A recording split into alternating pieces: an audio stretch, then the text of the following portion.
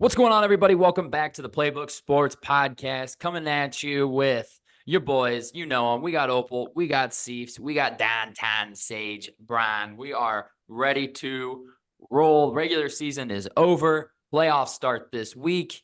Mock draft season started today. Go watch that video I put on our channel this morning. It's a fun time of the year for some and for everybody, honestly, because if your team wasn't good, now you're looking forward. And if your team was good, you're in the playoffs, you've still got everything in front of you. So how are we feeling? Sage, Colin, both you boys in the playoffs with me. How are you guys feeling about your matchup? Oh, well, I guess, Sage, enjoy the bye week. Enjoy the week off. Colin, how you feeling about your matchup coming up with Green Bay? Interesting because it's a team that I'm definitely more excited to play Green Bay than I was to maybe potentially host the Rams this upcoming week. But however, it's a team that has broken my heart time and time again in the Packers as a Cowboy fan the last 10 years, especially, multiple times in the playoffs. You have the Dez didn't catch a game. You have Dak's rookie year when the Cowboys are down 28-3, or no, they're down 21-3, come back, tie it. And then you get the Jared Cook toe tap on the sideline. Break my heart again.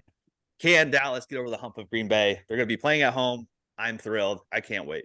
Yes, it's going to be a great game. And then Addison, on to mock draft season. Number one overall pick. Locked Number one overall in. pick. We're going to be talking to you a lot this offseason because it's what are the Bears going to do right now? Gut feeling. What's happening? Just straight up. Gut feeling. I think they trade back. It's Paul's MO. He just loves all the picks he can get. And it's going to be a king's ransom, potentially more for last year when they traded number one pick, and they're going to be closer to that number one. They're not going to trade as far down.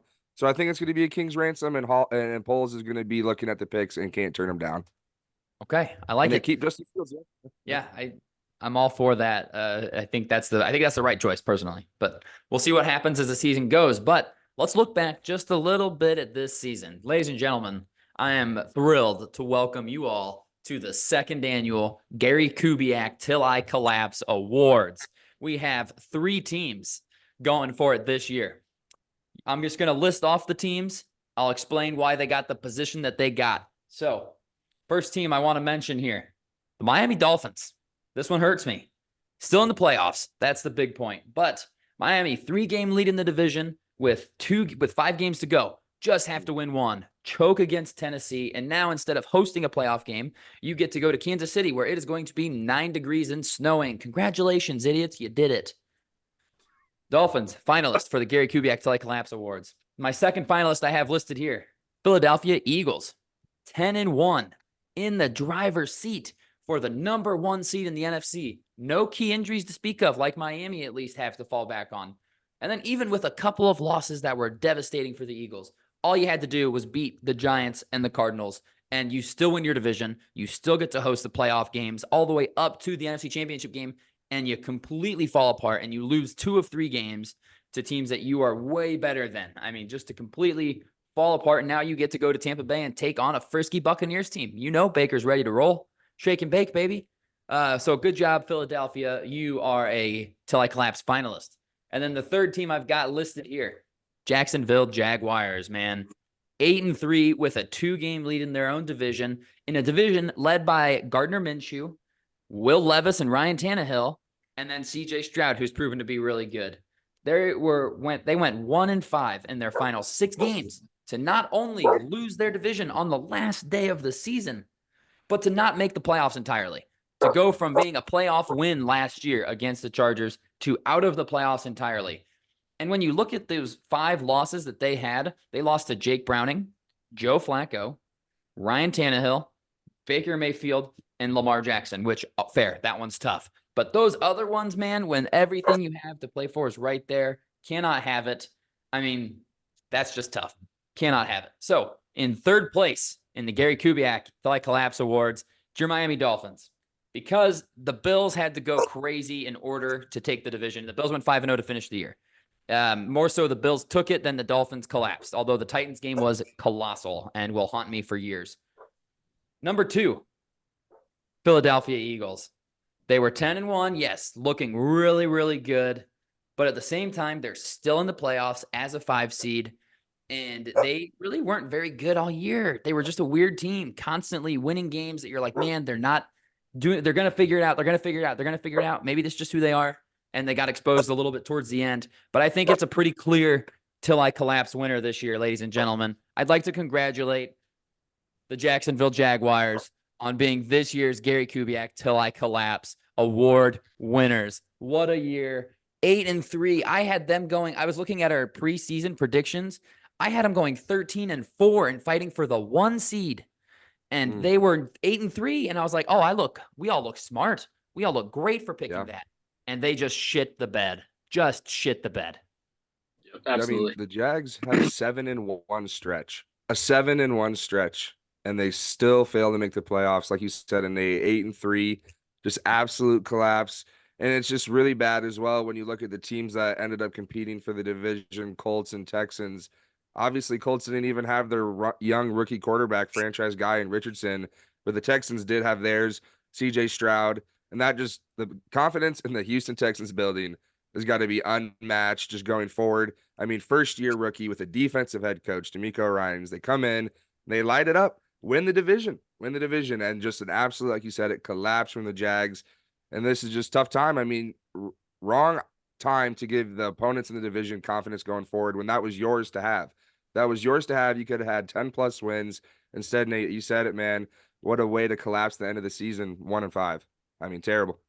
Terrible. And you look at who they played, it's not like they went through a gauntlet in their last 6 games. Their only win of those last 6 games was against the Carolina Panthers, who are the undeniably worst team in the NFL this year. That was their only victory, and they did it without Trevor Lawrence. Trevor Lawrence hasn't won a game since they were 8-3.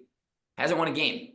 He was in there for most of them. Their only win was with CJ Beathard. I mean, that is brutal. And now they're going into year 4, and they're like, what do we do? You know, with Lawrence next year, it's like we got 1 playoff win and a choke job last season. You know, going forward, they've got some questions they got to ask, because I do think Trevor Lawrence is a stud, but this was his year with the best weapons he's had. Calvin Ridley, Christian Kirk, Evan Ingram broke the single-season receptions record for tight ends. And then Travis Etienne and Tank Bigsby in the backfield. I mean, and Zay Jones out there too. How does this offense not go crazy? How do they only go 9-8, especially when they were 8-3 and everything to play for? Yeah, they have nothing to fall back on. No injuries really big to speak of. You have Doug Peterson as your head coach. Trevor Lawrence is supposed to be this next generational quarterback, and you're clearly not seeing it. You start to have doubts as an owner. You know, you start to say, do we need to look in a different direction? Is this what Philly saw before? Like, I can see it, you know, is that why Doug Peterson's out? Like, what's going on here? And this was supposed to be the year where everyone else was falling behind. Obviously, look at what Tennessee was doing. The Colts, granted, won a lot of games. Should they have? Yeah, we'll see. Yeah. And then the Texans, you can't really, you know, plan for a rookie quarterback to be up there and breaking records and stuff. Right. Yeah. But regardless, outside of their division, they had a very easy schedule. That's the reason we predicted them to be 13 wins this year. Yeah. Every tough game that they had, every tough opponent, they got the host. Every time they went up against a good team outside of their division, it was in Jacksonville. And they just couldn't get it done. I mean, the writing was kind of on the wall, I guess, when they got just destroyed by San Francisco in Jacksonville. It's like, oh, they exposed something, and it just fell apart from there. The wheels completely fell off the wagon. And they were running to midfield of the end of the game, and they completely collapsed. Just Kubiaked. They Kubiaked, and it is what it is. It's just an unfortunate situation as well, because not only the 8-3 to missing the playoffs, but it's also like coming into the season. I think all 4 of us, and probably like 95% of America, would have been like, if you had to pick one quarterback from that division moving forward, it's Trevor Lawrence. Not even a shadow of doubt. If you had to pick a quarterback, a coach, a team for that division specifically for the next 5 years, you're taking the Jags in all 3. And now you're looking at what CJ Stroud's doing his rookie season with a rookie head coach with a team that had the 2nd overall pick. And I think a lot of people today are having questions. Who would you rather have going forward, CJ Stroud or Trevor Lawrence? And I think that's a legitimate conversation after just one season. I almost don't even know if it's a conversation. I would just almost full on go with Stroud. That's what I'm saying. Yeah. I mean, Trevor Lawrence has had how many years? Yeah, Stroud has came in and immediately looked just as good as Lawrence has ever looked. Yes. And this was his rookie year. And you could even argue Stroud's potentially looked better. Sure, there was this. Stroud got lucky, I think, early in the year to not have as many picks. I mean, he went on that stretch where it was to start his career, no interceptions, a couple ones getting dropped. But still, it's like the guy doesn't really turn the ball over. And he's smart. He just, when he goes through things once, he's got it down. You know what I mean? So it's like, that's what you want to see from the quarterback. And yeah, if I had to pick, I probably would be picking Stroud right now, which is crazy to say. It seemed like Stroud elevated guys around him, and that's what you need to do as an NFL quarterback. Like, he took guys like Nico Collins and put him on the map. Nico Collins finished with 1,300 yards and 8 touchdowns. None of us had that on our bingo card. And Tank Dell, a rookie, was amazing with him until he went down injured. And even without him, they were still moving the ball. I mean, Stroud missed a few games, and he finished with 4,100 yards, 23 touchdowns, and 5 picks. As a rookie with a bad offensive line outside of his left tackle and with weapons that none of us really give a shit about, all of a sudden they just went ballistic. And it's like, man, CJ Stroud elevated that whole team. Yeah, absolutely. DJ Moore, trade to the Bears, 1,300 yards, best season Bears receivers had in 5-6 years since Marshall and Jeffrey. And CJ Stroud unlocks that on a guy on the roster, unlocks it out of Nico Collins. And that's just, again, you said it, elevating guys in the team, and that's what franchise guys do. Yeah. Can you imagine if they get a top receiver in the draft? Yeah, exactly. He's, like you said, he's doing it with scraps. And go get this guy a premier player and watch out. Like, holy shit. I don't believe they don't have a first rounder, I believe, this year. No, they don't. They did give it to Arizona to get Will Anderson. They do have Cleveland's. Okay. Oh, that's right. That's right. Yep. It's at the back not half only of through the first draft, round. though, because they will have a back half pick with Cleveland's, but not even through the draft. You think about like free agency. I mean, there's plenty of wide receivers this class. Texas, no state income tax. Okay, now you go play in a dome. That's nice. And with Stroud, a guy that slings the rock will feed me. My numbers will be there. Yeah, please and thank you very much. Yeah.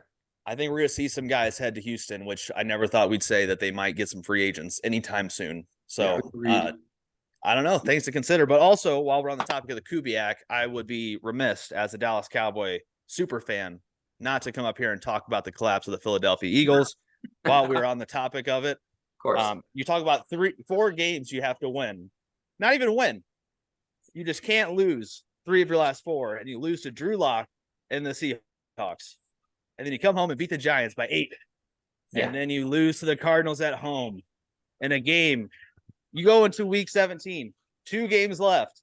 You win both. You win at home against the Cardinals. You go to the Giants and beat Tommy DeVito, to Rod Taylor, whoever it is. You win the division. Yeah. And they lose at home to Arizona. Yeah, it's awesome. Addison's Eagles. Addison's Philly Eagles. I told Nate on Sunday, I was like, did you notice how quick Addison quit saying my Philadelphia Eagles? Yeah. Not his Eagles anymore. On the absolute Houston collapse, 10-1 to a wild card team. It reminds me of Levy Smith and the Bears. Bye-bye, Sirianni. Well, that would be insane. They won't fire Sirianni. They probably shouldn't. On Houston going into this offseason, they have the 3rd most cap space going into the offseason. They have $74 million available to spend. Just behind Washington and Tennessee. I could see that being a potential Derrick Henry landing spot. Ooh, okay. I can see that being a T. Higgins landing spot. Well, we already know that man runs in the AFC South. Yeah, yes, he does. That's true. Especially against Houston. Very, very true. So if he's wearing the jersey, he's going to run for 300 games. Yeah, facts. So true. So true. Gone.